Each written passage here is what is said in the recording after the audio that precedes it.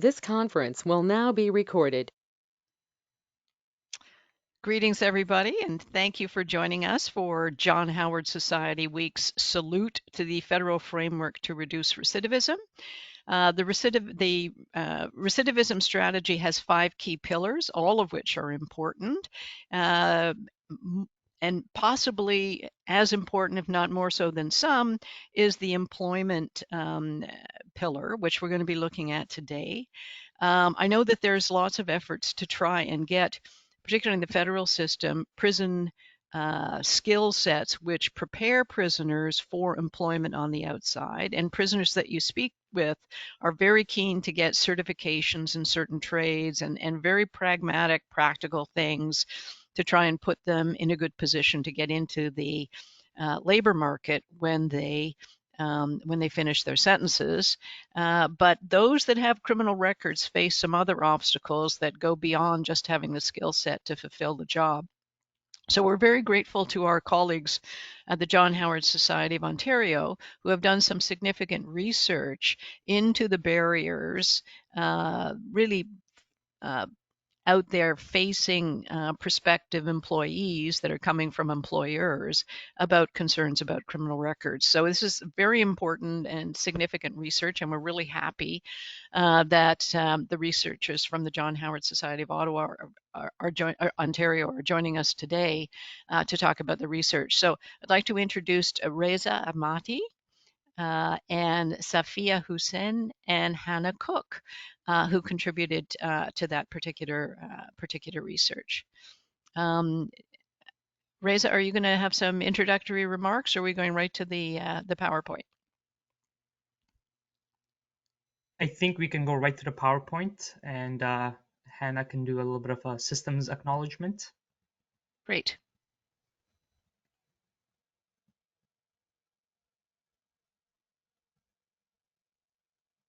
Okay, hello. Can everyone hear me all right? Okay, perfect. So yeah, thank you and good afternoon or good morning, depending on where you're joining. Before we get started into the presentation, we just wanted to provide a moment to reflect and provide a systemic acknowledgement. So when recognizing the systemic challenges within the Canadian criminal justice system, it's important to acknowledge the historical and present day impacts of colonialism and systemic discrimination, which includes, but is not limited to, the overrepresentation of Black individuals and Indigenous peoples throughout the criminal justice system. So Black and Indigenous populations face higher levels of policing, incarceration, and biased treatment within the criminal justice system, with Black people being overrepresented by more than 3 times that of the general population, and Indigenous peoples by more than 5 times. This overrepresentation exacerbates pre-existing structural barriers rooted in systemic racism and colonialism. This intersection of racial disparities and the presence of a criminal record creates distinct challenges for Black and Indigenous populations, especially when it comes to obtaining employment. Despite the growing understanding of how racial identity influences individuals with criminal records in Canada, it's not always reflected in hiring practices. So it is our hope that this acknowledgement contextualizes the research found in our report and serves as a reminder as our shared responsibility to engage in open dialogue and challenge biases and work collaboratively towards dismantling the systemic oppression that results in persisting inequities in our criminal justice system. But yeah, now before we get into the report itself, I'll pass it over to Reza. Who's going to get into some of the background and previous work that JHSO has worked on. Thanks, Hannah. Hi, everyone. I'm very happy to be here to speak to you about our recent report, Not in My Workplace, and our work generally around the impacts of justice involvement on employment and labor market for individuals that have previous justice experience. So a little bit of context.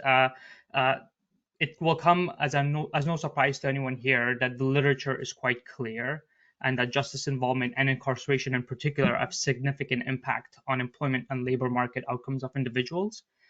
People who are justice involved often face significant stigma in society in general, but in particular in their job search and employment experience. Stigma not only closes many doors for individuals, but it also leads many to self-select themselves out of potential career and educational opportunities and industries out of fear of rejection. Criminal records themselves, as we will discuss in detail later, often bar individuals from specific industries, education opportunities, types of employment, and in too many instances are used as a blanket tool to screen individuals out of potential jobs. Use of criminal record checks have continued to increase to the point where they have become the standard tool to screen potential candidates, a purpose for which they were never really designed for.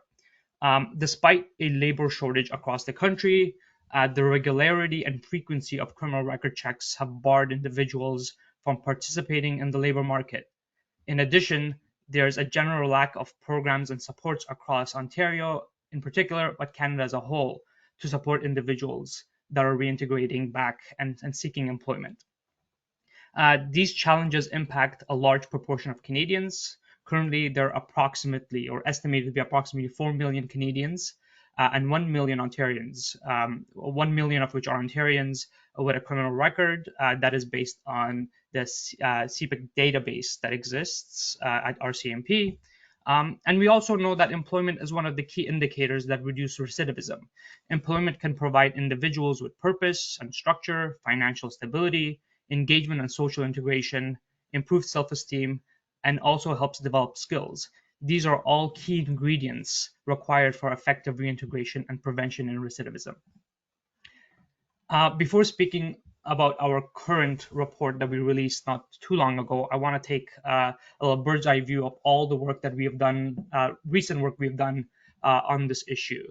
Our work really began in 2012, our recent work. JHS and the Canadian Civil Liberties Association hosted a symposium called Indiscriminate Punishment to highlight how non-conviction information, these are things like withdrawn or dropped charges, mental health alerts, were appearing on routine criminal record checks and having significant impact on employment opportunities for individuals. We followed the symposium with On the Record, a public education initiative that delivered over 100 workshops and developed 2 information guides for employers and for individuals on the disclosure of non-conviction information. The same year, we released a report on the impact of criminal records on young people's labor market outcomes. As part of the report, we surveyed employer perspectives in a small community in Ontario. Our reports received great press coverage, including a wonderful series in the Toronto Star, and was an award-winning series by Robert Cribb. Our efforts through these reports and our public education initiatives were a driving factor in the Ontario government announcing Bill 113, which aimed at addressing the disclosure of non-conviction information in police record checks. Bill 113 sort of lived in a bit of a purgatory for a few years, and in 2018 we released a follow-up report entitled Invisible Burden, again highlighting the over-reliance by employers on criminal record checks and how they continue to impact labor market outcomes for individuals.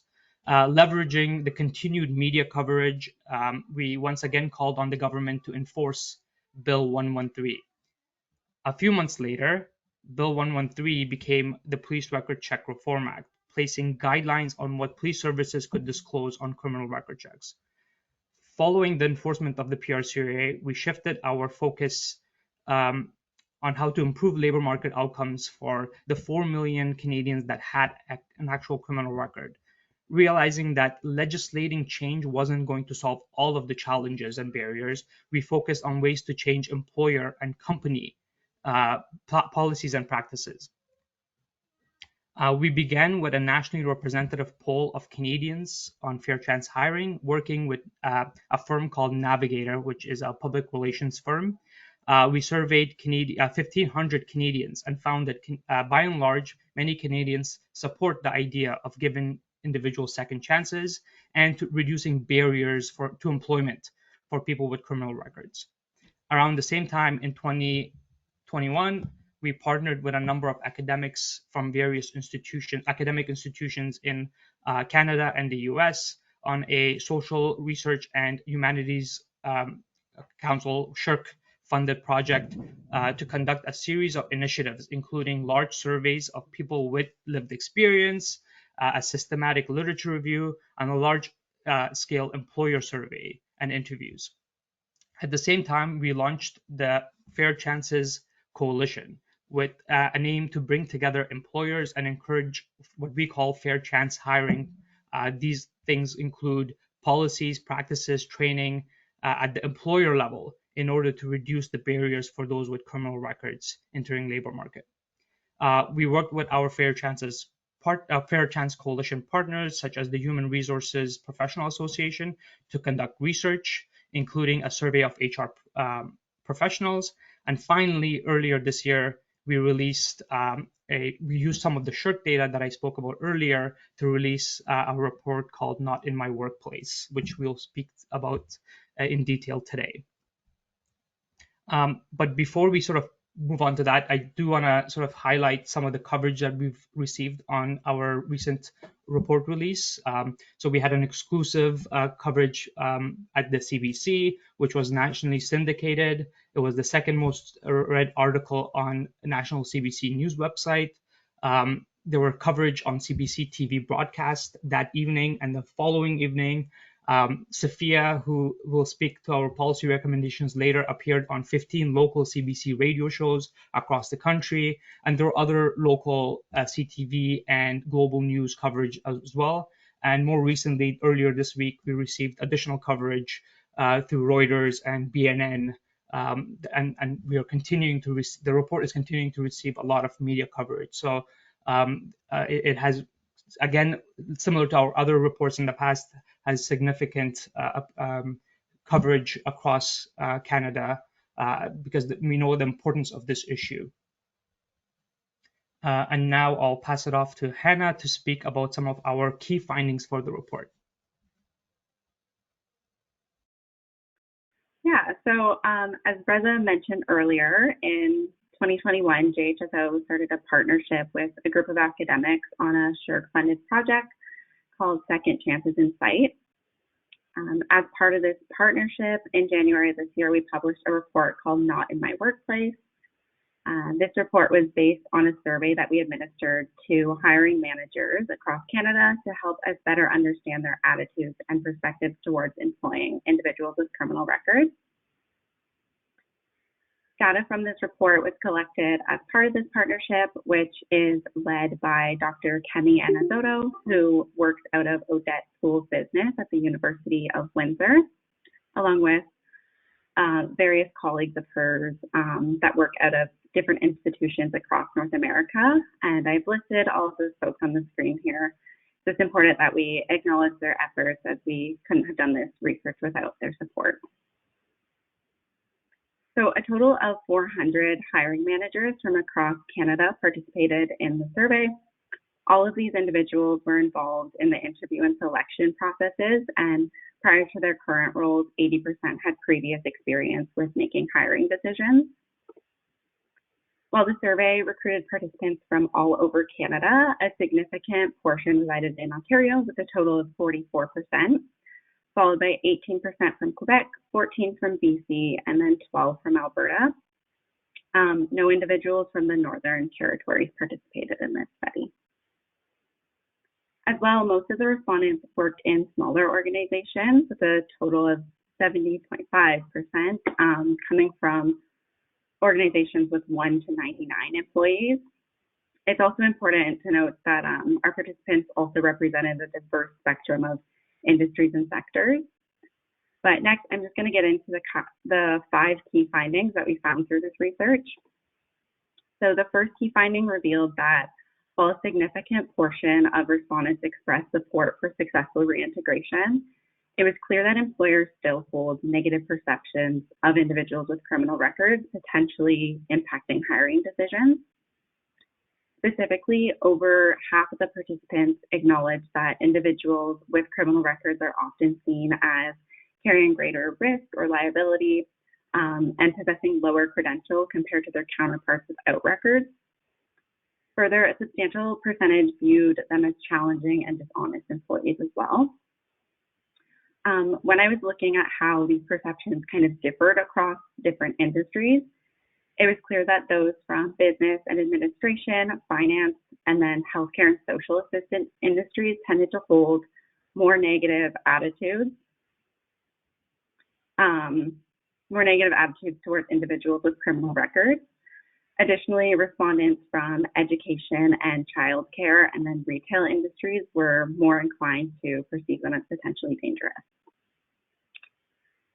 Despite these negative perceptions, there was also a clear consensus among survey participants regarding the importance of supporting post-incarceration reintegration efforts.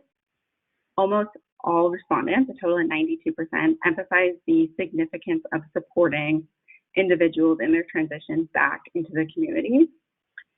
Further, there was a substantial support for programs and services aimed at facilitating this process, along with prioritizing reintegration for those exiting the correctional system.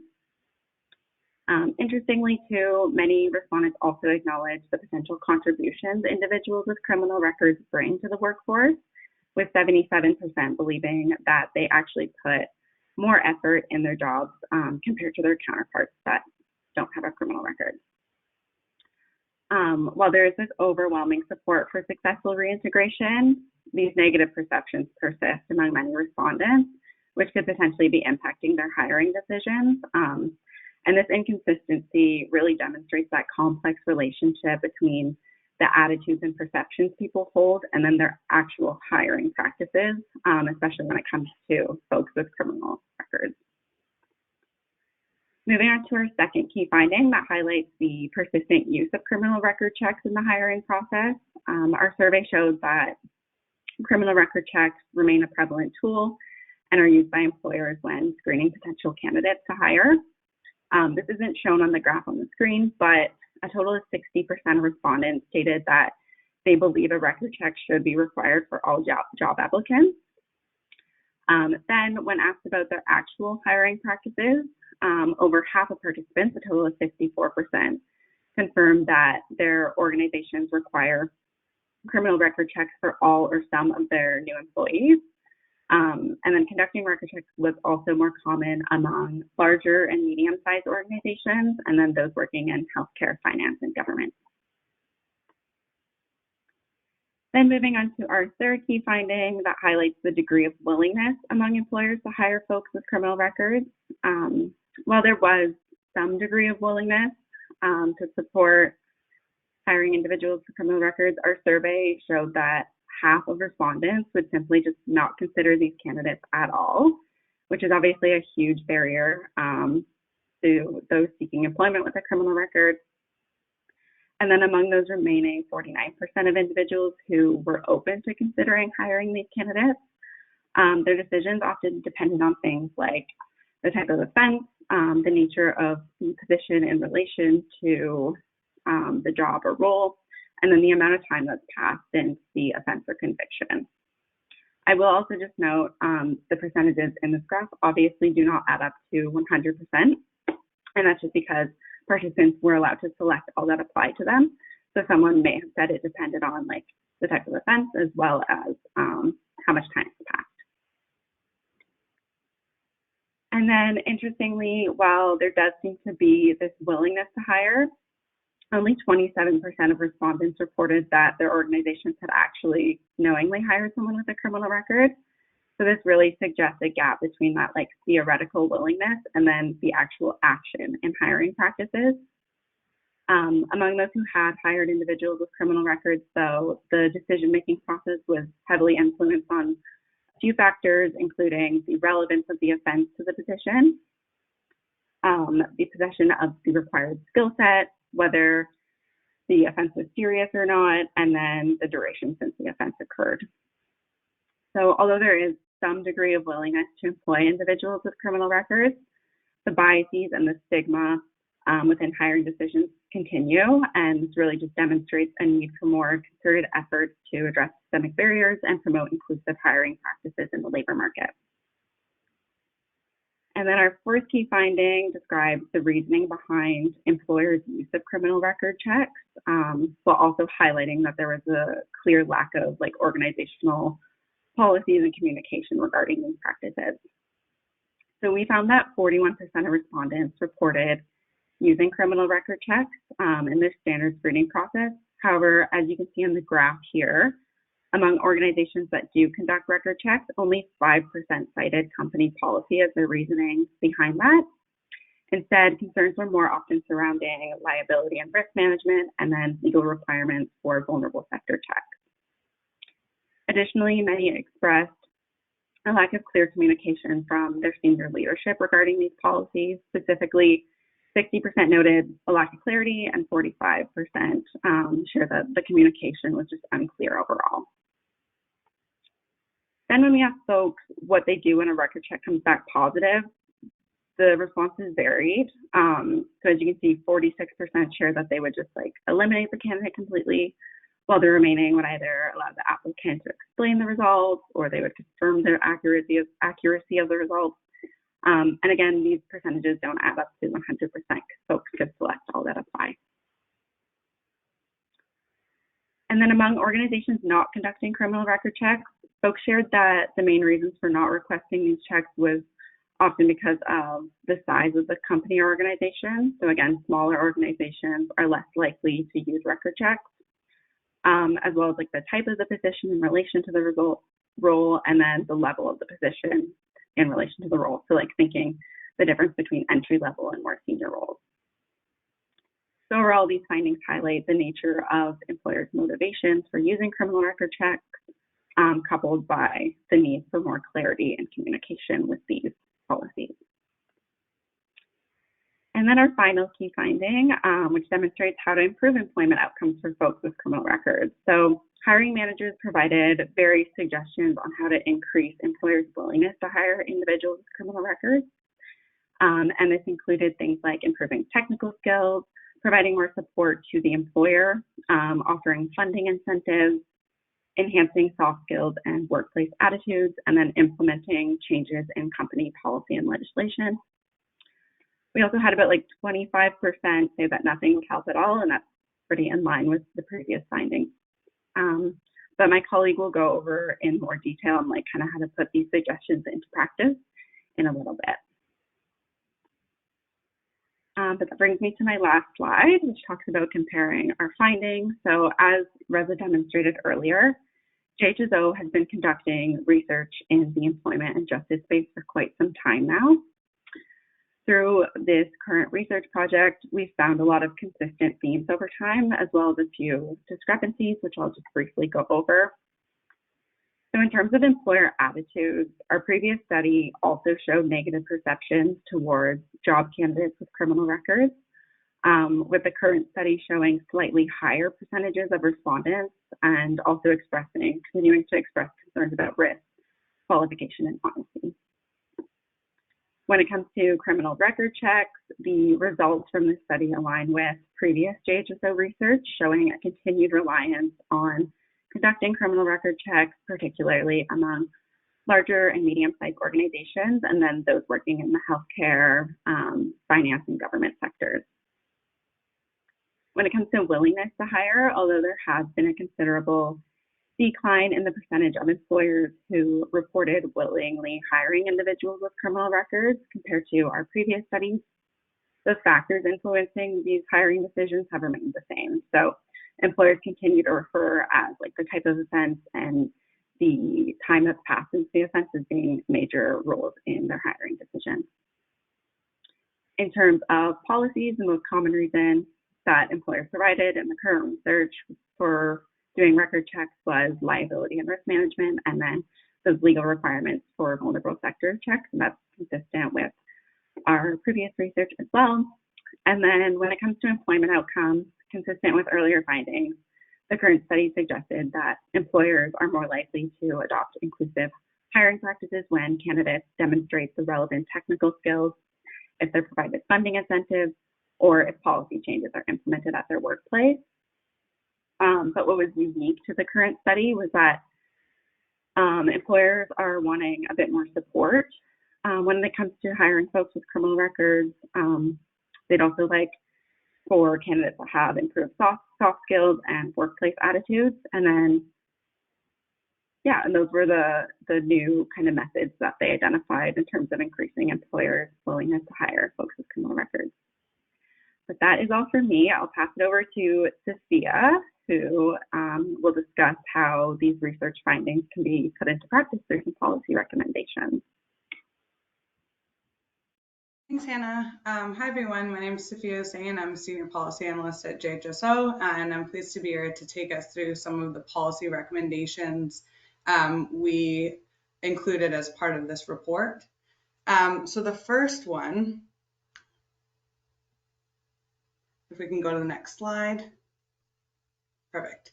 So as Hannah stated in the findings, employers generally were supportive of the idea of reintegration, but many were still unwilling to hire somebody with a criminal record, and there are certain negative beliefs and stereotypes and biases that seem to be at the core of those decisions. In Ontario, we have the Police Record Check Reform Act, as Rosa mentioned, that sort of outlines what information can be released on the 3 different levels of check that we have in the province. And this will differ. Obviously, that's provincial legislation. So what's released on different levels of check might vary across the country. But that legislation doesn't really provide any guidance on when to use a criminal record check or which level to use. And so what we're proposing is government-led education and awareness, providing more clarity on the utility of records. For example, criminal record checks are a poor predictor of risk. Like somebody having a criminal record is not a great way to predict future risk. And yet, as the study shows, many employers seem to rely on it as a liability or risk management tool. And so what we're proposing is an education campaign to increase awareness and understanding on record checks and help promote that cultural shift that we need to change practices among employers. And sort of a part 2 to this is a recommendation that's directed more towards employers. So we don't have to wait for the government to provide guidance. There is, as mentioned earlier, there's the Fair Chances Coalition. John Hardside of Ontario is a founding member, and the coalition is a group of cross-sector employers that are sort of committed to workplace equity and reducing barriers for people with criminal records. And so it's not about the idea of prohibiting the use of record checks, but encouraging rights-based policies and practices to promote fair chances for people with criminal records. There's a number of different employers that have already sort of taken the pledge, and the Fair Chances Coalition website has resources on how employers can start this process, what fair chance hiring may look like in their context, and how they can start to create policies and practices within their organization to promote opportunities for people with criminal records. So that's sort of a call out for employers too, without any legislative or government-led shifts. The next recommendation we have is around encouraging the provincial government and federal government to introduce tax incentives for hiring people with criminal records. And this came up actually when we asked employers what they think would be helpful in increasing employers' willingness to hire people with criminal records. Funding incentives were mentioned. And we look to the US for an example of this. They have the Work Opportunity Tax Credit that has actually produced really positive results and really helped get people through the door, which is what we're seeing is a huge barrier here in Canada, as many employers will just automatically discard an applicant who has a criminal record. So we're encouraging the provincial and federal governments to explore a tax credit incentive to help motivate employers and act as that catalyst to shift some of these employer practices. The next is around expanding protections against discrimination based on criminal records. So again, since our report is in Ontario, we looked at Ontario legislation. And in Ontario, our Human Rights Code, one of the protected grounds is record of offenses in employment contexts. However, that only includes convictions that have received a record suspension and provincial offenses. So it doesn't have any protections against discrimination based on criminal convictions. And we're sort of different than many of the other jurisdictions in Canada on this. So British Columbia, Prince Edward Island, Quebec, Newfoundland, and the Yukon all have protection against discrimination based on criminal convictions that are not relevant to the position or type of employment that is being looked at. And so we're really encouraging Ontario to expand the definition of record of offenses to protect against discrimination based on convictions that are not relevant to the position and bring Ontario in line with other jurisdictions in Canada.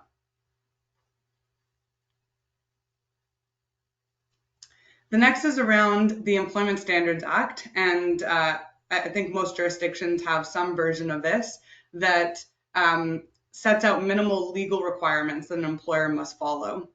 So in the study, many employers did acknowledge that their organizations had not engaged in discussions or that they were unaware of the policy that their organization or company had around record checks.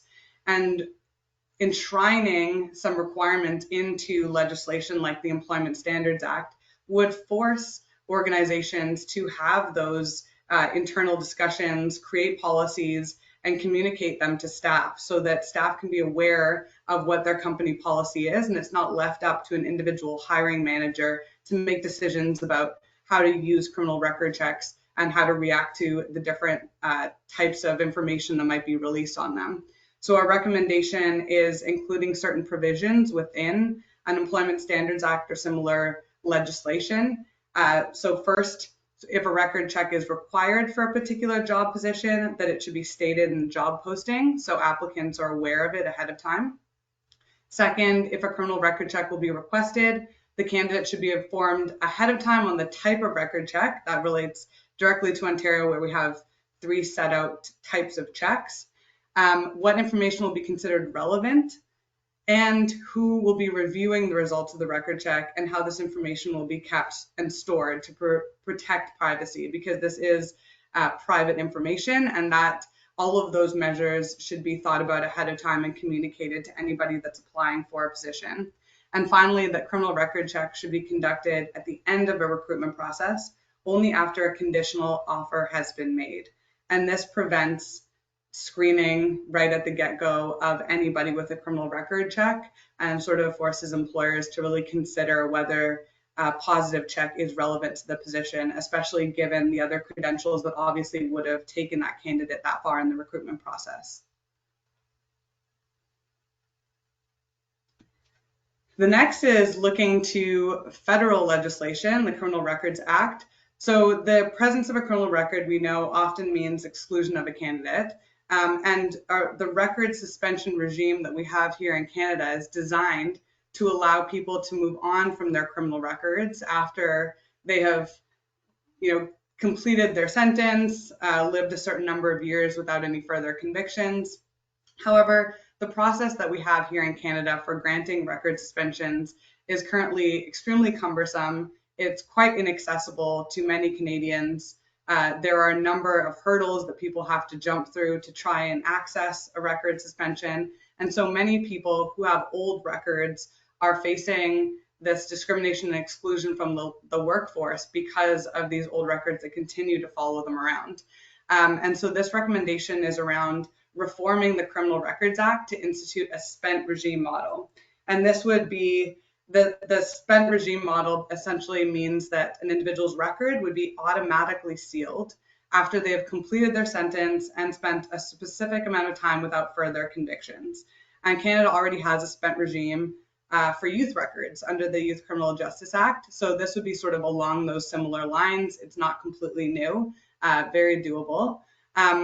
And there's actually a coalition that we are part of with John Howard Society of Canada and many others across the province.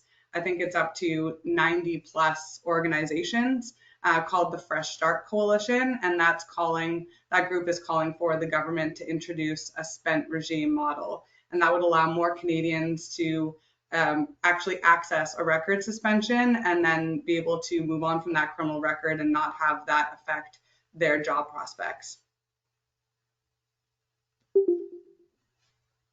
And the last recommendation is around increased training opportunities and support for people with criminal justice system involvement. So this also came from one of the recommendations that came out of the report that employers said would increase willingness to hire people with criminal records. Technical and soft skills were listed as one of those things that might incite more employers to hire people with criminal records. And so this recommendation is around creating pathways to credentialing and training for people with criminal records and ensuring that those programs also provide soft skills and wraparound supports. So that's really important to ensure that other needs and issue areas are taken care of, that people are not only given support to attain employment, help with resume support, things like that, but also that support they need to retain employment. And sometimes that looks like making relationships with potential employers and educating them about some of the challenges and opportunities to support employees that might have criminal justice system involvement. So in Ontario, we have the Skills Development Fund from the Ministry of Labour that provides funding for initiatives like this. And it really helps provide training and support to improve the pathways to employment for people with criminal records. And it recognizes that there is a huge labor market shortage and that by supporting these employment pathways, we can help to fill and address some of those labor market needs. And then before I just wrap up, I just wanted to connect this back since we are here talking about the federal framework to reduce recidivism, to mention the employment pillar and some of the messaging that has come out of the federal government on this, how that relates to this report. So obviously there's a huge importance on employment to reduce recidivism. The federal government has recognized that quite clearly, and we've outlined that throughout this report and our previous work. And the government also recognizes the role that record suspensions can play in helping people move on from their criminal records. And we've seen there was a decrease in 2021 in the cost associated with the record suspension. So it went from almost $700 to $50, and there was additional funding that went towards organizations to provide free help to people with accessing record suspensions. And while this is a great step forward, there are still barriers in accessing record suspensions due to the process, due to how difficult it is, due to old records, things like having to accumulate court records and old statements and things like that that might have been lost and unable to be found. People are put through many, many hurdles to try and get a record suspension. So even with that decreased fee, we're still seeing a lot of people left out of that inaccessible system. And that's why the recommendation we have is to move towards a spent regime that would allow people to more effectively get a record suspension when they are eligible for one. And I also just wanted to note that the government in the framework has also stressed the importance of skills training. And so we did include that in our recommendations as well. We align there. And we also have further recommendations, as I've just outlined, that sort of look at legislative and cultural shifts to start to change employer perspectives and practices. So that's it for me. I'll turn it over. I think we have another slide here. If there's any questions, we're happy to answer those. Mm-hmm. Can I just thank you very much for that presentation? And Sophia, I want to assure you that at least there are some people from the Department of Public Safety who are watching this, and I think they'll be pleased that you're recognizing the concurrence between your report and recommendations and things that they have observed. One of the challenges going forward with the reduction of recidivism is working with partnerships, and the efforts that you have made to connect with employers and academics and others, I think really signals the extent to which John Howard's believe in partnership approaches to addressing some of these major problems, which is great.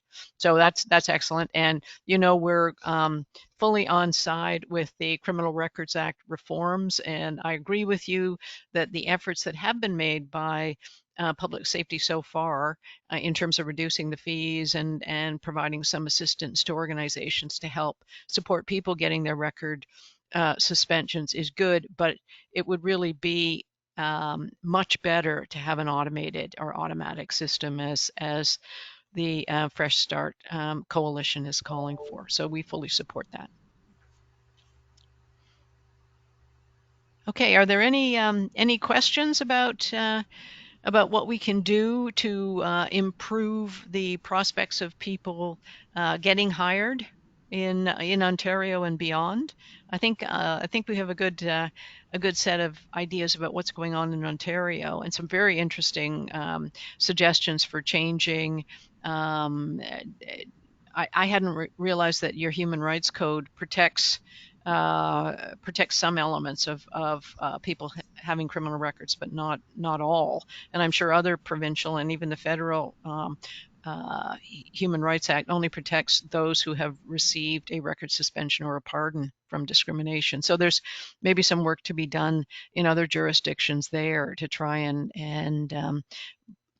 inculcate some of the observations and policy recommendations that make sense in Ontario might well make sense elsewhere.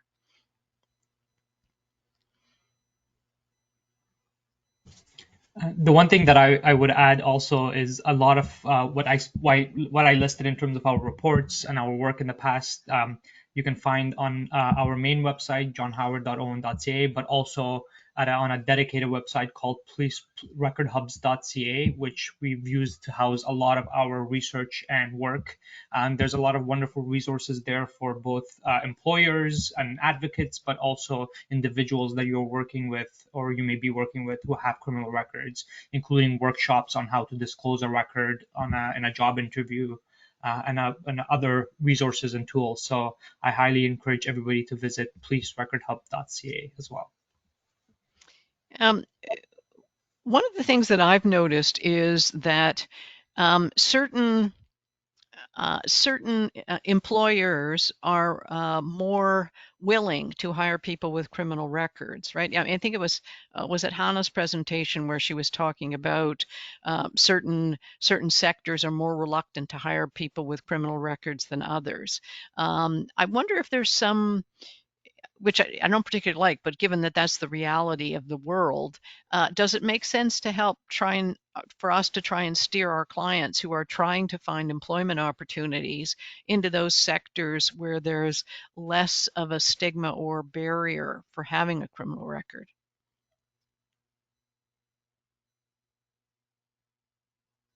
I can jump in there if anybody else has thoughts. I think there are certainly certain sectors where traditionally there have been less focus on criminal records, and that does provide good opportunities. Some programs will focus on, for example, the manufacturing and construction sector, and have really good inroads there to help clients access employment.